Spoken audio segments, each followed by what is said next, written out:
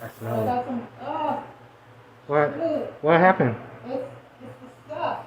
Welcome back to the channel. We're going to share our experience with this product with you, the good and the bad, so that you can make an informed decision. And in the end, we're going to let you know if it was worth it. Hey guys, we're Darius and Ocula of DIY Power Couple. And we're here to help you update your home and save money by doing it yourself. So we wanted to try this out because it's supposed to be a beginner DIY friendly product and something easy that you can do to transform your countertops. Let's just talk about what comes in this kit. I don't know about you, but when I buy something that says a kit, I'm thinking it's gonna have everything I need. If you're like me, you probably don't read all the directions and everything, but I would have thought that this is all I needed. So I would have went home thinking I'm gonna start my project, and I have about 10 other things that I need to get. Right. It says you also need a dust mask, lint-free cloth, sponge, an abrasive sponge, masking tape, a bucket, abrasive cleaner, isopropyl alcohol, hard water remover, bleach, caulk remover tool, a humidity and temperature monitor, and a respirator and protective eyewear. So that's all in the kit. And I think you should say that first off. Hey, it's not a kit. It's partial kit. It's a partial kit. So this says that it works on fiberglass, porcelain, and glazed ceramic tile. And you know, we were gonna use this on our fiberglass tub surround. Yeah. We went with another product, the marine paint, and you can see that in another video. So we used it on our cultured countertop, which is in our bathroom. The first thing we did was remove the faucet, but you really don't have to do that. We made the decision to paint and clean the fixture instead of buying a new one.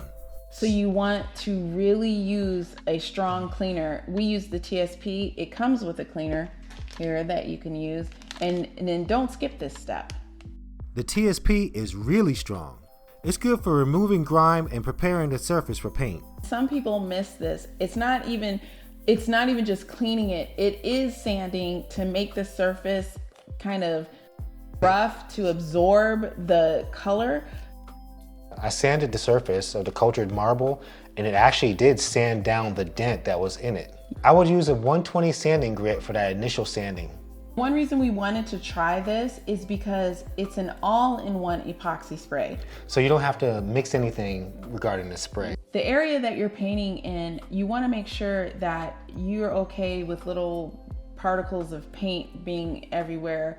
So like if you have a mirror, make sure you cover that up. There's like a fine mist everywhere. That's the one thing I did notice as well. So if you have one room that you don't want any kind of white mist coming into, make sure that you shut your door or have airflow going out to somewhere else, because it will go above your head, it'll go out into other rooms. Right, so you don't want children and pets around. The fumes are something that you need to consider for this product. We haven't found anything that really works and adheres to different type of surfaces for bathrooms that don't smell, that don't have a high fume. If you know of one, please let us know, because most of the things that we use to refinish, they're pretty strong. They're pretty strong. You know what this is? This is actually instructions on how to use the spray paint. It's a warning to tell you that you have to keep shaking it, because they're saying that, what is it, that some minerals or some things can settle down in the bottom. So it's saying you have to reshake it. It's saying reshake, reshake. Constantly reshake. So if you didn't know that and you just started spraying it on your surface, then stuff comes out. Yeah, and that's where the problems start. That's when, That's when you have, What happened?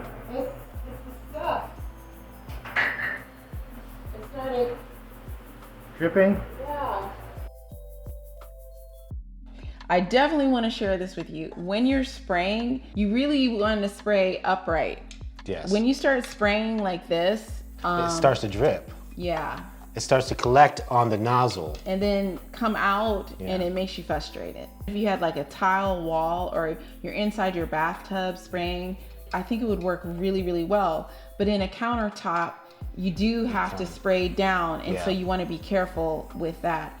You may miss the fact that it says your first coat will not turn it white. The first coat is basically priming the surface.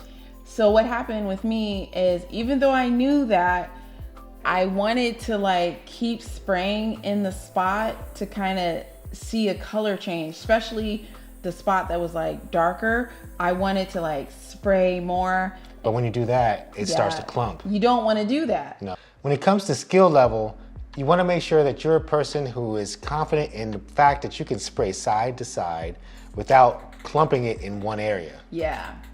You might need spray paint training. Yeah. I thought that I could do it. I mean, I did do it. You did do it. But I needed to just relax and spray evenly and not focus on the area that messed up. Not focus on one area. Just keep gliding back and forth. Yep. If we could make one change to this kit, we would add a brush. A little brush. A couple little, and maybe a mask. One little mask. That's good. Yeah. Yeah, maybe. One thing we weren't prepared for is that the fan kept blowing dust particles all over the sink. Yeah. So the counter was getting little speckles of hair, dirt, just anything that was in the bathroom. While we're trying to make the countertop white. Yeah. So it says that you're supposed to remove the caulk that's currently on your countertop. Or tub. Yeah, or tub. And we did not remove that caulk.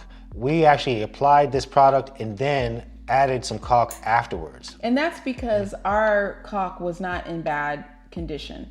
If you do have old, grimy, nasty, any type of caulking, you want to take that off first. And you want to make sure that you have paintable caulk so that your epoxy will adhere to it. The other thing that we realized, this product says white, but it kind of gives an off-white finish. It's not going to give you the bright white. It kind of reminds me of an ivory white color.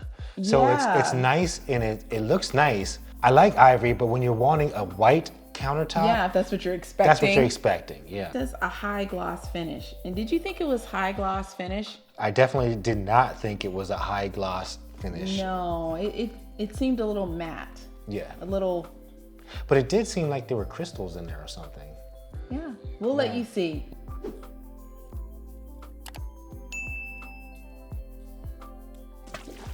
So we want to give you some tips if you're thinking about using this tub, sink, and tile refinishing kit. For cleaning and maintaining, a lot of people will talk about it chips and there's discoloration. You can see the cleaners in the video that we spoke about to keep your painted countertop looking the best. The best way to maintain it is to not use an abrasive cleaner. One of the things is you want to start from the back or the furthest area that you are trying to refinish, so that you can just easily kind of move your hand back down when you're having a spray. Towards the front. Towards the front. Another tip, you want to make sure that you get all that dust out of there. Vacuum and make sure that you clean up all the particles that are on your floor, on your walls, because that stuff will eventually get on the sink or the tub. Yeah, once it settles and if you turn your fan on or anything like that, everything in the air is going to come down on your sink. Even if you walk by it. A piece of hair. Yeah, a piece of hair. You'll see a small little particle. Something can fall right on your surface. Something that will just drive you crazy while you're trying to transform your surface.